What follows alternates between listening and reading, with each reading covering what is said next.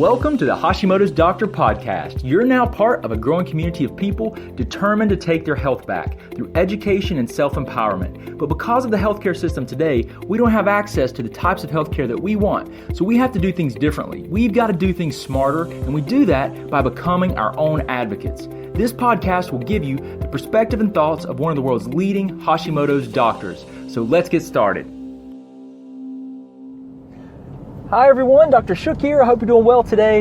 In today's podcast, I want to talk to you about testosterone, and in particular, how to improve testosterone levels. And really, to begin with, the first part of this podcast, let's talk about how you can do some things from a dietary and lifestyle perspective to try and lower elevated testosterone levels. This is really very relevant to women that have polycystic ovarian syndrome, that are insulin resistant, that have type 2 diabetes, because these are the women and men where you're going to see increased levels of testosterone.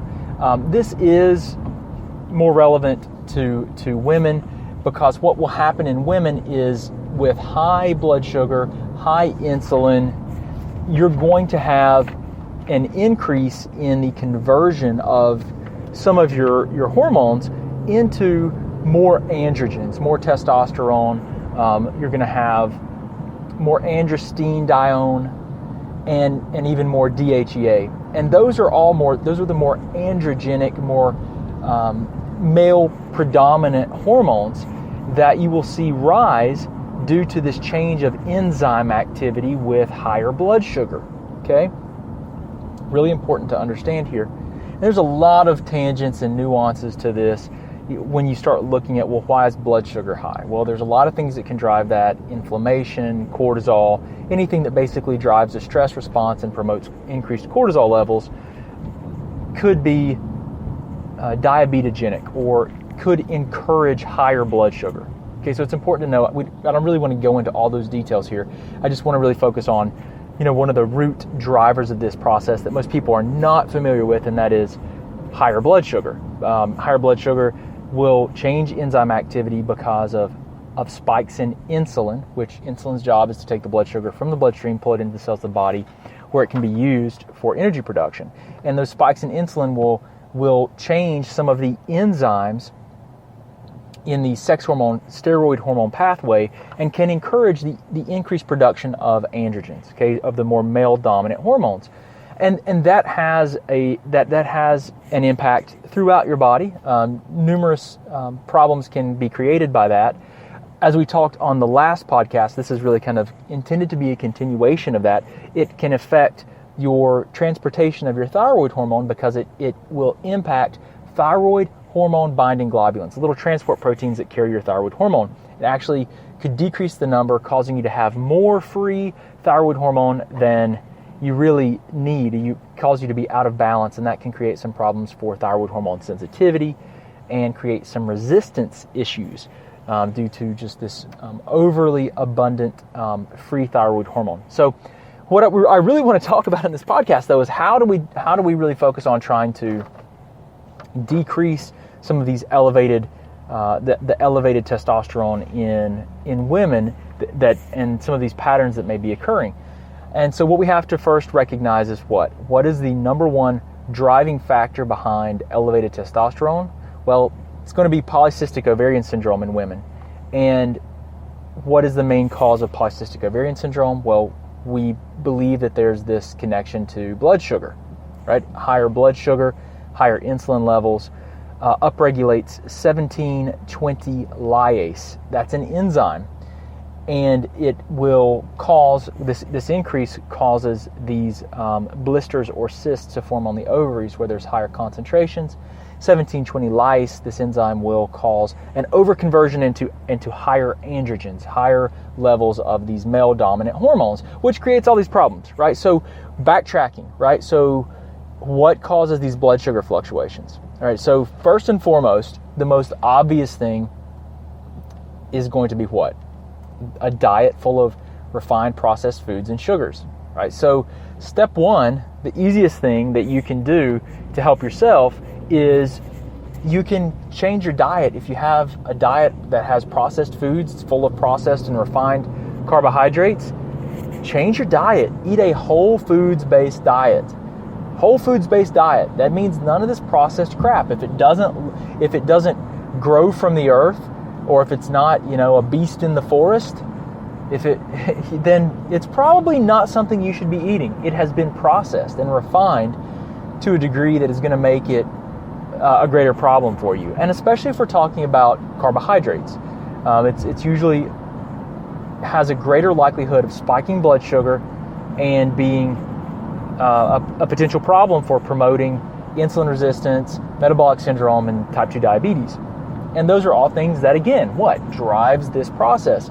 Drives these changes in these enzymes, drives the higher production of testosterone in women. So we want to be conscious and aware of our diet. That's the first thing. It's the easiest thing that you can do.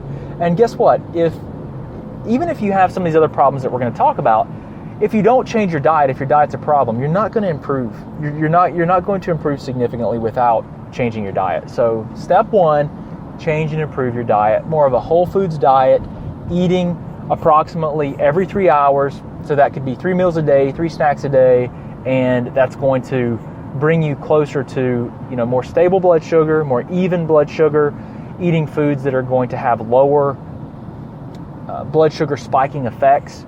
They're going to be more nutrient dense, so you're going to get better nutrition, better fiber, all kinds of things that you need to have just optimal physiological function, okay? So step one. And if you need help with that, you can check out our webpage or contact my office. And we have a lot of different dietary programs that we work with people in groups in. So we have group-based programs that you could go through if you need some assistance. We've got the 6-week Hashimoto's transformation program. We've got numerous diets that I've created, and that have been very effective at helping people with things like blood sugar and improving thyroid physiology. So that's something you can always check out. But just eating a whole food diet. So that's going to be number one. Improving your lean body mass. So obviously, the things that you're very commonly told and that everyone's going to be like, well, I knew, it's not going to be a revelation. It's going to be diet, right? That's not going to be a revelation, but a lot of people don't know exactly what to do. The second thing is also not a revelation. I get that, is exercise, physical activity. Okay. So physical activity is important because there are only so many ways that your body can metabolize and burn sugars and calories. Physical activity allows you to burn and utilize blood sugar, in a way that no other mechanism allows us to do. So you burn sugar in a way through your metabolism and through your glucose transporters that is only available and only accessible through physical activity. Okay, so if you can increase physical activity, even if it's just walking, even if it's stretching or something like yoga, perfect. Just increasing physical activity, okay? That's going to be huge. Because improving, the more lean body mass, the more muscle you have, the more efficient you're going to be at burning sugar and calories, and the better blood glucose control and lower and steady insulin you're going to have, right? To help avoid some of these problems that we see occurring. Now, it's very important that you sleep. If you're not sleeping, that's going to be a huge issue because it drives up cortisol. Cortisol is your stress hormone. It's produced by your adrenal glands. Cortisol, by nature, increases blood sugar. It promotes and increases your blood sugar levels. So if you're not sleeping well, your cortisol is typically going to be higher as a stress response, and you're going to have higher blood sugar and a more difficult time lowering blood sugar because of that. I've worked with a lot of people that have diabetes, type 2 diabetes primarily, or type 1.5. I have both of those in my practice. And those people, the number one thing I see missed or not being addressed from a traditional medical perspective is the issue of cortisol being higher and its blood sugar raising effects. That's something that I see quite often that we always check and we work on.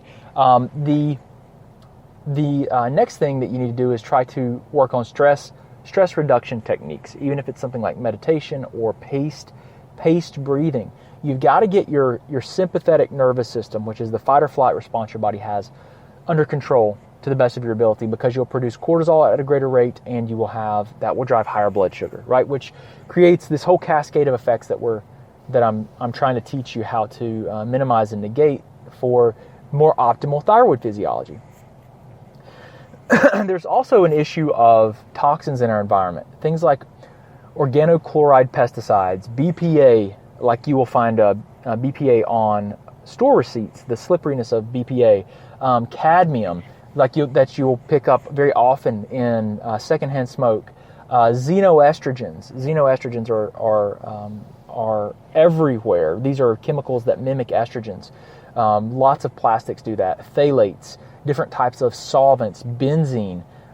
There are, what else? Polycyclic aromatic, hydrocarbons, which you can pick these up in like exhaust, like diesel exhaust and things like that. All these things have effects on your blood sugar regulatory effects. Many of these things mimic hormones, and they're major issues. So reducing your toxic burden is huge, and this is something that we usually do with people, but it's not usually the first thing we do, right? It's something that we do a few months in. We really focus on actively trying to remove these from their body. We try to get them out of their environment as fast as possible, but we might shift to trying to remove these things from their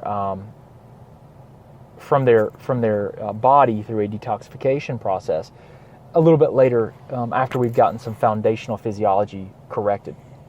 You want to do things like, so again, we're talking about blood sugar regulatory function, right? So if we were having problems with stress responses and higher cortisol, and that promotes higher blood sugar, which causes higher insulin, which causes these enzymes to change that can cause an increase in androgen production and can throw off the transportation of our thyroid hormone. Things like supporting the adrenal glands with maybe adrenal adaptogens while you're working on trying to improve some of these factors, these stressors, right, that are driving higher cortisol, can be helpful, because adrenal gland adaptogens help to lower high cortisol and raise low. Those can be really helpful.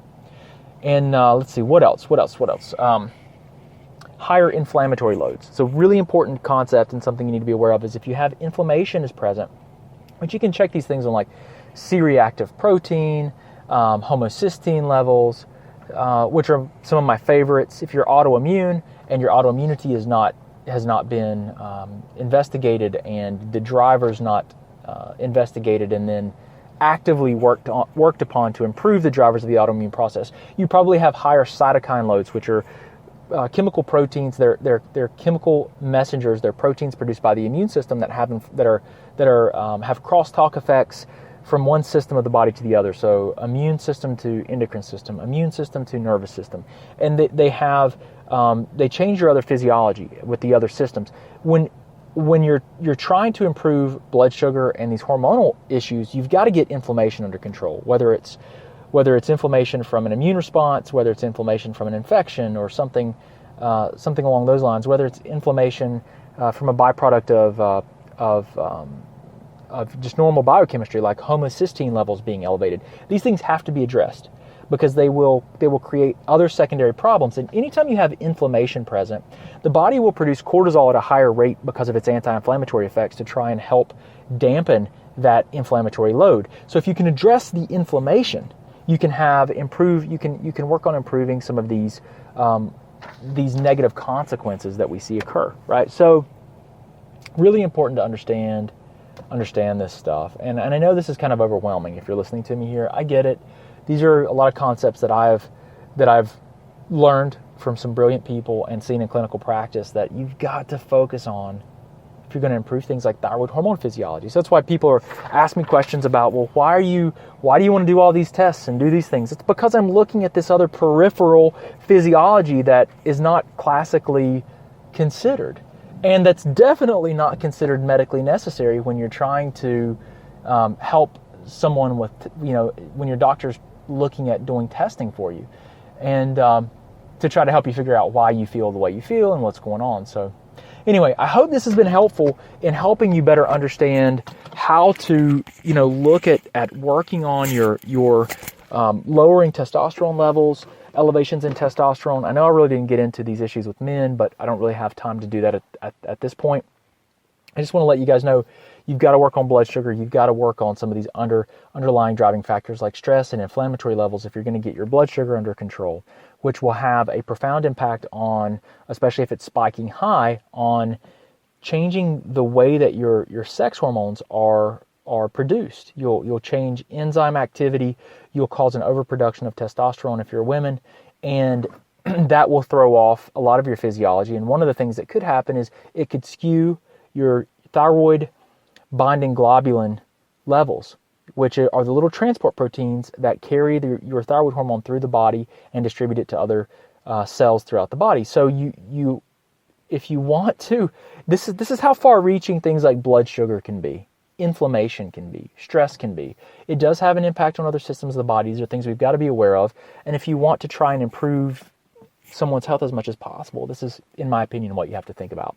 So anyway, I hope this helps you guys. I hope you've enjoyed hanging out with me today. I really appreciate your time. I hope this has helped to improve your quality of life and given you some things to think about. If you have any questions or you need any help, don't hesitate to reach out to my team or I. We'll do everything that we can to help you. And you can find us at drbradshuk.com or on Facebook or wherever we're online, and there's a lot more resources you can learn from. But if you have any questions, please don't hesitate to let us know. And I really appreciate you hanging out today. Remember, it's my mission to help change your life. I know if we can improve your life, we can improve and impact your family in a positive way, your community, and ultimately we can change the world one person at a time. So I appreciate you hanging out with me so much, and I hope you have a wonderful, wonderful day. Look forward to talking to you next time. Thanks. Thanks so much for listening. We hope you enjoyed hanging out behind the scenes with Dr. Shook. You can also talk with and learn from Dr. Shook through Facebook Live on our Facebook page at the Office of Dr. Brad Shook. Don't forget, you can also get access to our videos, guidebooks, and thyroid programs at www.drbradshuk.com. Oh yeah, and don't forget one more thing. We can change the world one person, one family, and one community at a time. Until next time, remember, today is your day, and no one will tell you who you are and what you can be.